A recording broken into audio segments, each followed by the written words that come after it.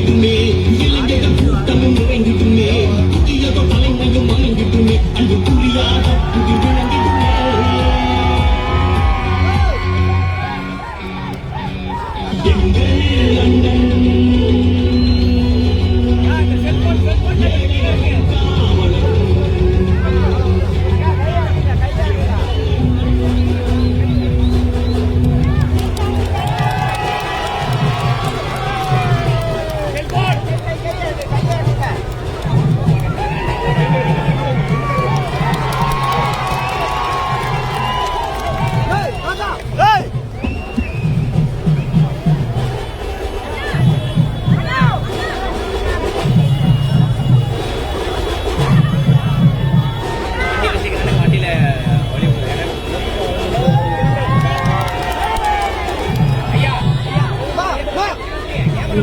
எங்கள் அண்ணன் ஜெய் ஜெய் ரெட்டல ஜெய் ஜெய் ரெட்டல ஜெய் ஜெய் ரெட்டல ஜெய் ஜாதி ரெட்டல ஜெய் ஜெய் ரெட்டல ஜெய் ஜாதி ரெட்டல ஜெய் ஜெய் அம்மனர்ஜுன் ஜெய் ஜாதி அம்மனர்ஜுன் ஜெய் ஜெய் அம்மனர்ஜுன் ஜெய் ஜாதி அம்மனர்ஜுன் ஜெய் ஜெய் அன்னமலஜி ஜெய் ஜாதி அன்னமலஜி ஜெய் ஜெய் அன்னமலஜி ஜெய் ஜாதி அன்னமலஜி ஜெய் ஜெய் ரெட்டல ஜெய் ஜாதி ரெட்டல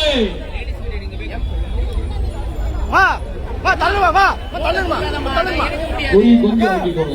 பதாகைகள் மட்டும் தூக்கிக்கோங்க. கொடி கொஞ்சம் இறக்கிக்கோங்க. கொடி கொஞ்சம் இறக்கணும். அண்ணாமலைஜி பேசுறது எல்லாரும் கேட்கணும், எல்லாரும் பார்க்கணும். அவர் பேசுற கரூர்கார மூட்டையை தூக்கிட்டு ஊருக்கு போகணும். எல்லாம் கொடி கொஞ்சம் இறக்கிக்கோங்க. ஐயோ அண்ணாமலைஜி இன்னைக்கு பேசுற பேச்சுல குறிப்பாக ஸ்டாலின் அவர்கள், உதயநிதி அவர்கள், ஏவாவேலு அவர்கள், இது போன்ற எண்ணற்ற ஊழல்வாதிகளுடைய வரிசையிலே இருந்து கொண்டிருக்கக்கூடியவர் செந்தில் பாலாஜி அவர்கள். சொந்த ஊரில் வேய்போகாத மாடு இந்த ஊரில் தன்னை வேய்வைத்து காட்டுவதற்காக வந்துள்ளது. எந்த காலத்திலேயும் செந்தில் பாலாஜி அவர்கள் இங்கே வெற்றி பெற முடியாது என்பது நாம் அனைவருக்குமே தெரியும். ஆனால் ஒரு விஷயத்தை நாம் தெரிந்து கொள்ள வேண்டும். அண்ணன் அம்மன் அர்ஜுனன் அவர்கள் ஒரே ஒரு வேட்பாளர், தேசிய ஜனநாயக கூட்டணியுடைய வேட்பாளர். ஆனால் அண்ணன் அவர்களை எதிர்த்து களம் காண்பதற்காக கரூரில் இருந்து வந்திருக்கக்கூடிய நபர்கள் எத்தனை தெரியுமா? சகோதர சகோதரிகளே, இன்றைய தினம் கரூரில் இருந்து சுயேட்சையாக செந்தில் பாலாஜி உட்பட திராவிட முன்னேற்ற கழக வேட்பாளர் உட்பட ஜனநாயக கூட்டணியின் அண்ணா திராவிட முன்னேற்ற கழகத்தினுடைய கோவை தெற்கினுடைய சட்டமன்ற வேட்பாளராக களம் காண இருக்கின்ற நமது அருமை அண்ணன் அம்மன் கே அர்ஜுன் அவர்களை ஆதரித்து பிரச்சாரம் செய்வதற்காக பாரதிய ஜனதா கட்சியினுடைய இளைஞர்கள் மட்டுமல்ல, ஒட்டுமொத்த தமிழக இளைஞர்களின் நம்பிக்கை நட்சத்திரமாக வளம் வந்து கொண்டிருக்கக்கூடிய அண்ணன் அண்ணாமலை அவர்கள் வருகை தந்திருக்கிறார்கள். அவர்களை இந்த தொகுதியின் சார்பாக அனைத்து தேசிய ஜனநாயக கூட்டணியின் சார்பாக வருக வருக என வரவேற்கிறோம். பாரத் மாதா கி. இந்த பின்னாடி வந்துருங்க, பின்னாடி இருக்கவங்க முன்னாடி வந்துருங்க. கோயிலுக்கு பின்னாடி முன்னாடி இந்த தொகுதியானது இன்றைய தினம் தமிழகத்திலே இருக்கக்கூடிய 234 தொகுதிகளில் ஒரு முக்கியமான தொகுதியாக இருந்து கொண்டிருக்கிறது. ஒரு நபர்களை வைத்து இவரை எதிர்ப்பதற்காக கோவையிலே கால் வைத்திருக்கிறார்கள். அவர்கள் கால் மட்டுமல்ல, கற்பனையும் சேர்ந்து வெட்டி அவர்களை துரத்த வேண்டும் என்பதற்காகவே இன்றைய தினம் அண்ணன் அண்ணாமலை அவர்கள் இந்த இடத்திலே வருகை தந்திருக்கிறார்கள். தெரிவித்துக் கொண்டு எனக்கு தொண்டை கட்டியிருக்கு. அதுக்காக நம்ம இளம் புயல் சிங்கம் கரூர்ல இருந்து அந்த கரூர் கிழட்டு சிங்கத்தை, அது சிங்கம் இல்ல அசிங்கம், அந்த சிங்கத்தை வச்சு அவங்க வாழை ஒட்ட அழைக்க வந்திருக்காங்க. அதனால உங்கள்கிட்ட நான் எப்பவுமே பேசிட்டு இருக்காதான் இன்னைக்கு கொஞ்சம் தொண்டை கட்டி நேரத்தில் இருந்து முடியல. ரமேஷ் சொன்ன மாதிரி ஒரு ஆளை எதிர்க்கிறதுக்கு 21 ஆள் இல்ல. பாரத போரில் 100 கௌரவ படைகள் இருந்தார்கள். அதை எதிர்த்து 5 பஞ்சமாண்டவர்கள். அந்த பஞ்சமாண்டவர்கள் நானும் ஒருத்தன், அர்ஜுனன். அந்த அர்ஜுனனுக்கு இருக்கிற சக்தி இறைவன் அவர்களால் இந்த தேசிய ஜனநாயக கூட்டத்தின் மூலமாக எனக்கு வரப்பெற்று நிச்சயமாக ஒருத்தன் அதிமேதாவின்னு சொல்லுவான், அப்புறம் திடீர்னு ஒரு சுல்லான்ட்ட தோத்துருவான். பெரிய மேதாவியா வீர பால சூரம்பாங்க, ஆனா அவன் ஒரு சாதாரண மனுஷன்கிட்ட தோத்துருவான். அந்த நிலைமை செந்தில் பாலாஜி அவர்களுக்கு வருகிறது. நீங்க அரவக்குறிச்சியில இதே சிங்கத்தை எடுத்து நிற்கும் போது என்ன சொன்னீங்க? 3 சென்ட் இடம் கொடுத்தேன்னு சொன்னீங்க. இதுவரைக்கும் தந்தீங்களா? கரூர்ல இதை தரேன்னு சொன்னீங்களா?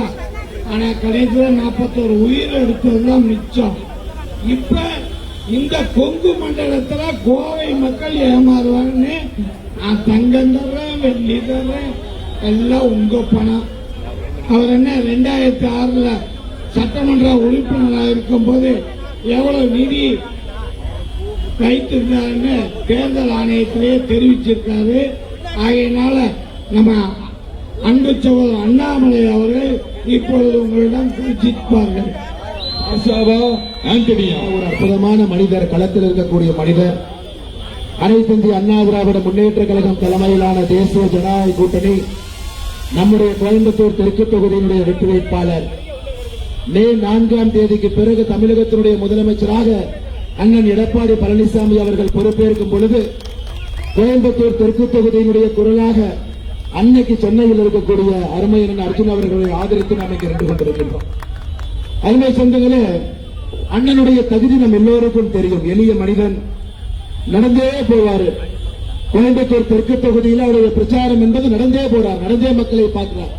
வண்டியிலே கூட ஏறுவது கிடையாது. எங்கே சென்றாலும் கூட அக்கா நாம போட்ட கொள்ளையை தானே கொஞ்சம் தண்ணி கூட குடிச்சிட்டு போறேங்கிறார். அந்த அளவுக்கு ஒரு எளிமையான மக்கள் செல்வாக்கு இருக்கக்கூடிய, உங்களுடைய அன்பையெல்லாம் பெற்றிருக்கக்கூடிய ஒரு மனிதன் இங்கே அம்மன் கே அர்ஜுனன் அவர்கள். இவரை எதிர்த்து வேட்பாளராக போட்டியிடக்கூடிய கரூரிலிருந்து வந்திருக்கக்கூடிய 10 ரூபாய்க்கு சொந்தக்காரர் 10 ரூபாய் பாலாஜி, செந்தில் பாலாஜி. அருமை சொந்தங்களே, அவருடைய தகுதி என்ன? அவருடைய தகுதி என்ன? புலால் சிறையில 471 நாள் சிறை கைதியாக இருந்தது தகுதி 1.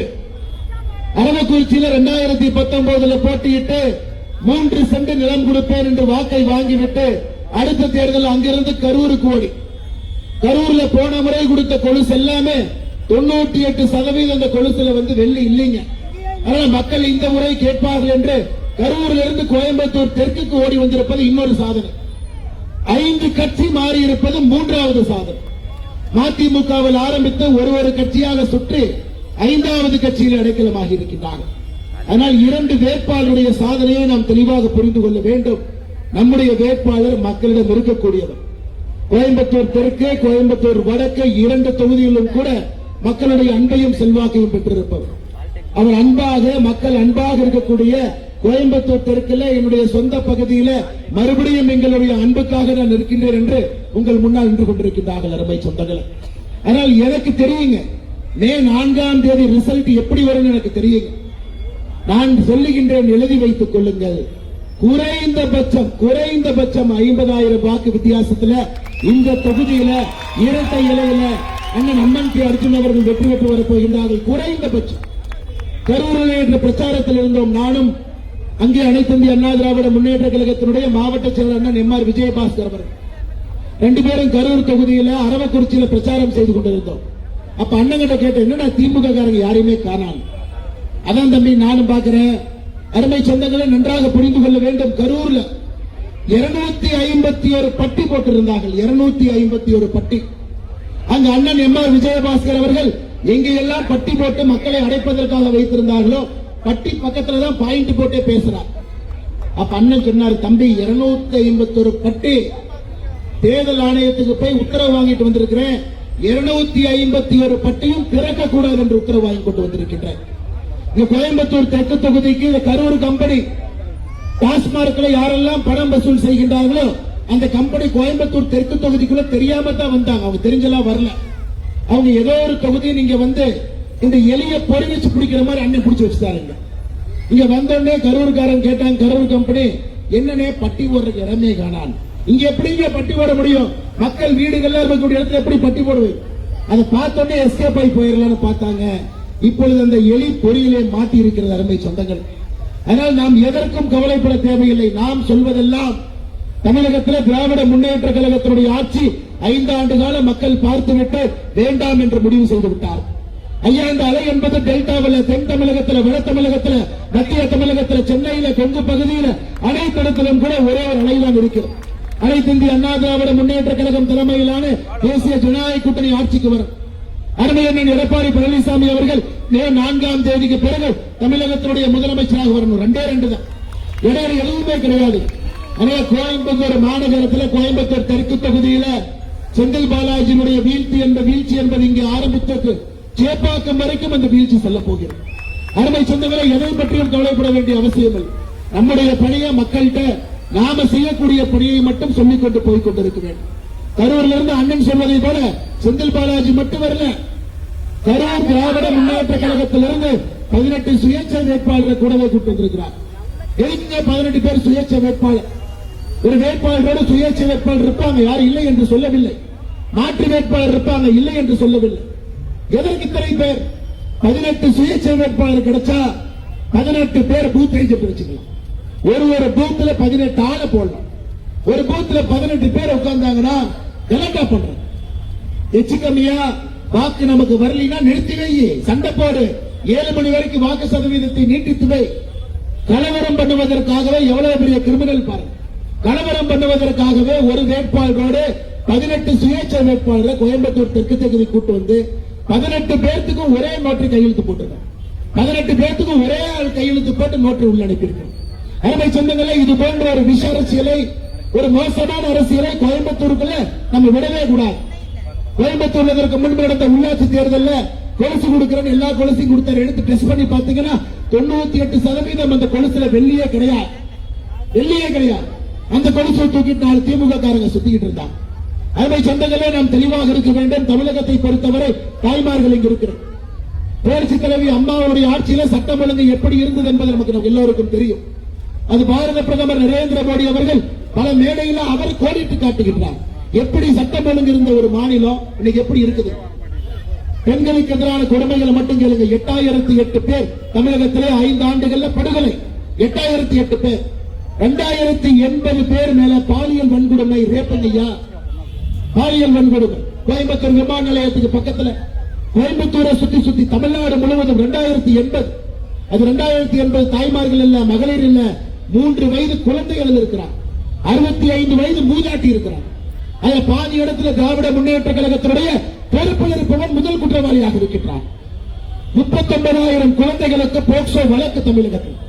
எப்படி இதை நாம் ஏற்றுக்கொள்ள முடியும்? அன்பு சொந்தங்களே, கடந்த 5 ஆண்டு காலத்தில் சட்டம் ஒழுங்கு என்பது தமிழகத்தினுடைய எந்த ஒரு அரசியல் சரித்திரத்திலும் இது போன்ற ஒரு மோசமான சட்டம் ஒழுங்கை நாம் பார்த்தது கிடையாது. மாற்றம் வரணும், புதிய ஆட்சி, நம்முடைய ஆட்சி வரணும். அண்ணன் எடப்பாடி பழனிசாமி அவர்கள் தமிழகத்தினுடைய முதலமைச்சராக இந்த நாற்காலியில் வந்து உட்கார்ந்து காவல்துறையினுடைய கட்டுப்பாடு நம்ம கையில் இருக்கணும். காவல்துறையை நிறுத்துவதற்காக இல்ல, சுதந்திரம் கொடுப்பதற்காக, பணி செய்வதற்காக. இவங்க என்ன சாதனை செஞ்சாலும் நீங்க வந்தால் முதலமைச்சர் மு க ஸ்டாலின் கரூர்ல சொல்றாரு, நான் என்னுடைய அருமை சகோதரர் ஆற்றல் மிகுந்த தம்பி செந்தில் பாலாஜியை கோயம்புத்தூருக்கு அனுப்பிட்டு இருக்கிறேன். எனக்கு கோயம்புத்தூரை முன்னேற்ற வேண்டுமா? கோயம்புத்தூர் முன்னேறலீங்களா? தமிழகத்தினுடைய நம்பர் 1 மாவட்டம் கோயம்புத்தூர். சென்னை மாவட்டத்தை விட சென்னை மாவட்டத்தை விட பொருளாதார அடிப்படையில் தனி மனித வருமானம் அதிகமாக இருக்கக்கூடிய நம்பர் 1 மாவட்டம் கோயம்புத்தூர். ஏங்க, செந்தில் பாலாஜியை மக்கள் சேவைக்கு அனுப்பணும்னா எத்தனையோ மாவட்டங்களுக்கு நல்ல அரசியல்வாதிகள், ஆட்சியாளர்கள் தேவைப்படுகின்றார். தமிழகத்தில் புள்ளி விவர அடிப்படையில் கட்டக்கடைசியாக தனி மனித வருமானத்தில் இருப்பது அரியலூர், உங்க சொந்த ஊர் திருவாரூர். அங்க போய் ஸ்டாலின் அவர்களை நில்லுங்க. நல்லா இருக்கக்கூடிய ஊரை கெடுப்பதற்காக இங்கே அனுப்பி வைத்து விட்டு டைலாக் பேசுறார். ஐயா, ஸ்டாலின் அவர்களை பொறுத்தவரை ஒண்ணுதான் பேசுவார். 2 பெட்டி கொடுத்தீங்கன்னா அன்பு தம்பி செந்தில் பாலாஜினா 2 பெட்டி வாங்கியிருக்கார். 5 பெட்டி கொடுத்தீங்கன்னா ஆற்றல் மிகுந்த தம்பி. 10 பெட்டி கொடுத்தீங்கன்னா என்னுடைய அருமை சகோதரர் ஆருயிர் நண்பர் பார். ஆனா செந்தில் பாலாஜி பெட்டியா கொடுக்கறதுனால அவருக்கு தளபதி என்கின்ற பெயரையும் வைத்திருக்கிறார். அருமை சொந்தங்களே, இந்த கூட்டத்தை, இந்த மோசமான கூட்டத்தை பெண்கள் தயவு செய்து உங்க வீட்டு பக்கத்திலே விட்டுறாது. இவர்களுக்கு வாக்கு என்பது 2வது. இவர்களுக்கு ஓட்டு போடுவதற்கு உங்கள் வீட்டுக்கு ஓட்டு கேட்டு வருவதற்கு கூட தகுதி இல்லாத ஒரு கட்சி திராவிட முன்னேற்ற கழகம் என்பதை நம்முடைய தாய்மார்கள் மறந்துவிடக் கூடாது. இந்த வீட்டு பக்கத்துல கூட எங்களை விடாது. 2080 பெண்களுக்கு எதிராக பாலியல் வன்கொடுமை நடந்திருக்கக்கூடிய ஆட்சியில் இருக்கக்கூடிய கட்சி என்ன முகத்தை வச்சுக்கிட்டு வீட்டுக்கு வந்து ஓட்டு போடுதுன்னு தெரியும். 8000 பேருக்கு மேல படுகொலை நடந்திருக்கக்கூடிய ஒரு மாநிலத்தில் ஆட்சியில் இருந்த திராவிட முன்னேற்ற கழகம் என்ன முகத்தை வைத்துக் கொண்டு மக்களை பார்த்து ஓட்டு போடுதுன்னு தெரியும். நமக்கு இது வேண்டாம், நமக்கு இது வேண்டாம். நாம் எல்லாரும் தெளிவாக இருக்கின்றோம். இன்னைக்கு பாருங்க, இங்க நம்ம அனைத்து இந்திய அண்ணா திராவிட முன்னேற்ற கழகத்தின் நண்பர்கள் இருக்கிறதுனால இது சொல்ல வேண்டிய கட்டாயம் எனக்கு இருக்கு. அருமை சொந்தங்களே, இரண்டு கட்சிகளும் நமக்குள்ள பரஸ்பரம் நம்முடைய சித்தாந்தத்தில் வேறுபாடு இருந்தாலும் கூட இந்த கூட்டணியில் நாம் ஒன்றாக இருப்பதற்கான காரணம் தீய சக்தி திராவிட முன்னேற்ற கழகத்தை தூக்கி எறிய வேண்டும். அண்ணன் எடப்பாடி பழனிசாமி அவர்கள் முதலமைச்சராக வர வேண்டும் என்று எல்லோரும் ஏற்றுக்கொண்டு அவர் பின்னால் இருக்கின்றோம். காரணம், தமிழகத்தை பொறுத்தவரை நாம் தெளிவாக இருக்க வேண்டும், யார் நம்முடைய முதலமைச்சர். ஆனா இன்னைக்கு திமுக ஸ்டாலின் அவர்கள் மேடைக்கு மேடை என்ன சொல்றாருன்னா, அனைத்து இந்திய அண்ணா திராவிட முன்னேற்ற கழகத்தை பார்த்து அடிமை கட்சிங்கிறார். இந்தியாவிலே ஆகச் சிறந்த ஒரு பிராந்திய கட்சி 1977க்கு பிறகு அதே முறை ஒரு பிராந்திய கட்சி ஆட்சிக்கு வந்திருக்குன்னா அனைத்து இந்திய அண்ணா திராவிட முன்னேற்ற கழகம். திராவிட முன்னேற்ற கழகம் கூட அது போன்ற ஆட்சிக்கு வந்ததில்லை.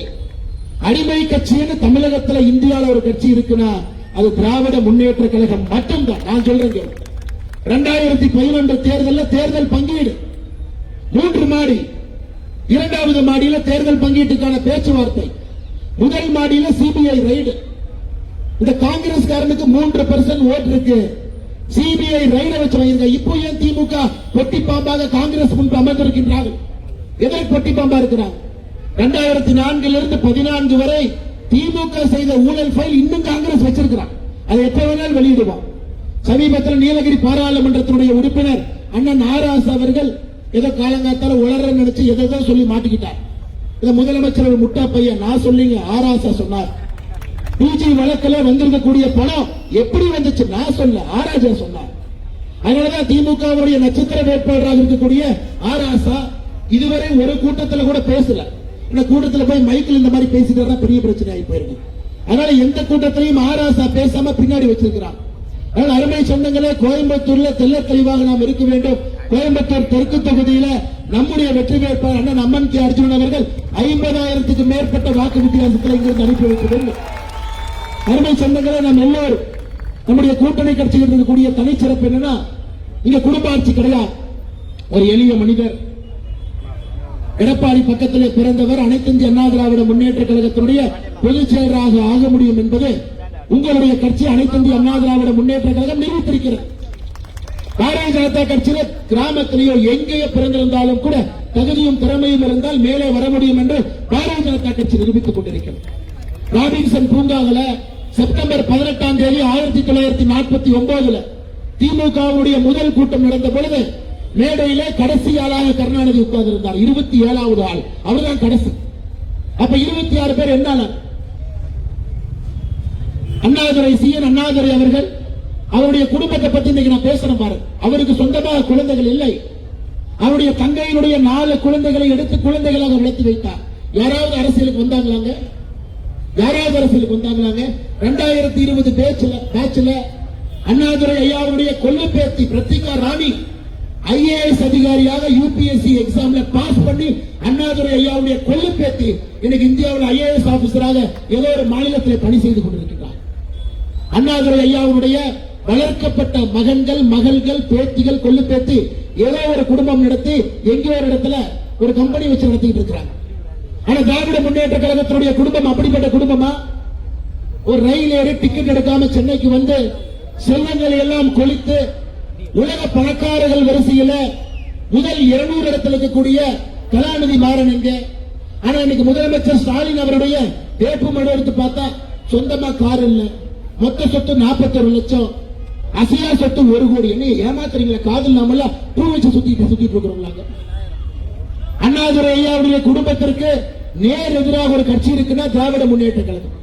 நேற்று முதலமைச்சர் ஸ்டாலின் சொல்றாரு, எடப்பாடி அவர்கள் அண்ணா என்கின்ற வார்த்தையை பயன்படுத்தக்கூடாதாம். தமிழ்நாட்டில் ஒரு கட்சி அண்ணா அவர்களுடைய வார்த்தையை பயன்படுத்தக்கூடாது என்றால் அது திராவிட முன்னேற்ற கழகம். ஒரு கட்சிக்கு தகுதி இல்லைன்னா திராவிட முன்னேற்ற கழகம். உங்களுடைய குடும்பம் இன்னைக்கு என்ன பண்ணிட்டு இருக்குது?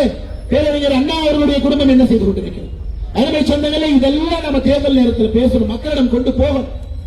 நம்முடைய நோக்கம் என்பது கோயம்புத்தூருடைய வளர்ச்சி உறுதி செய்யப்பட்டு விட்டது.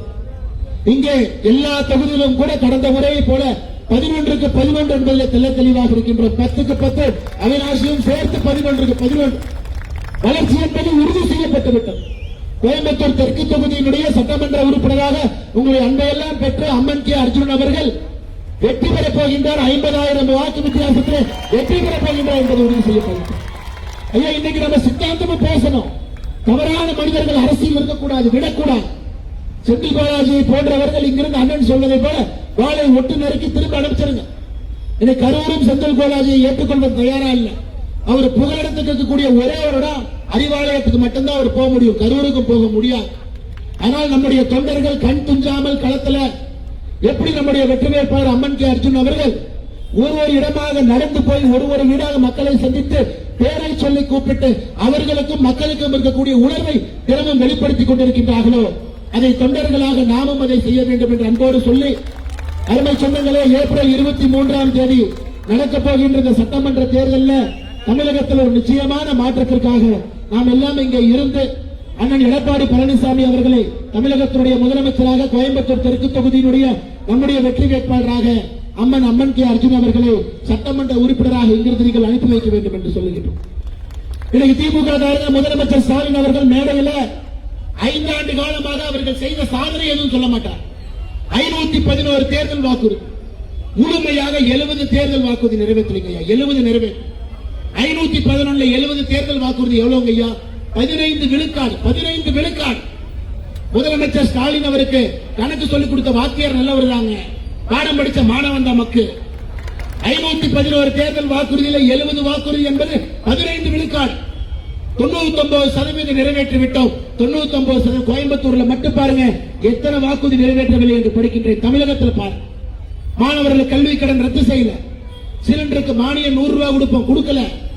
டீசலுக்கு 4 ரூபாய் மானியம் கொடுப்போம், கொடுக்கல. பள்ளி மாணவர்களுக்கு டேப்லெட் கொடுப்போம், கொடுக்கல. பகுதி நேர ஆசிரியர்களுக்கு பணி நிரந்தரம் செய்வோம், செய்யல. அரிசி வேலை மட்டுமே தமிழகத்தில் 5 ஆண்டுகள்ல 3 லட்சம் பேருக்கு கொடுப்போம், கொடுக்கல. அதனால இவங்க என்ன பேசிக் கொண்டிருக்கிறாங்க?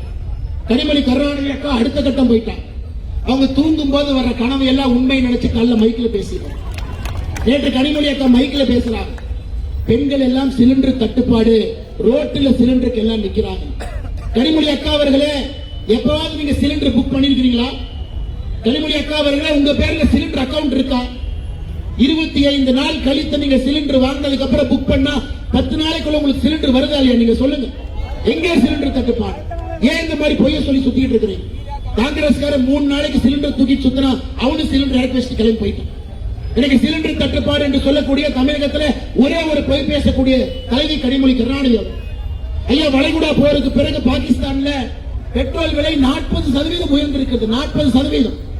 இலங்கையில 30% உயர்ந்திருக்கிறது. நம்ம ஊர்ல 1 பைசா உயர்ந்துச்சுங்களா? 1 பைசா உயர்ந்துச்சா?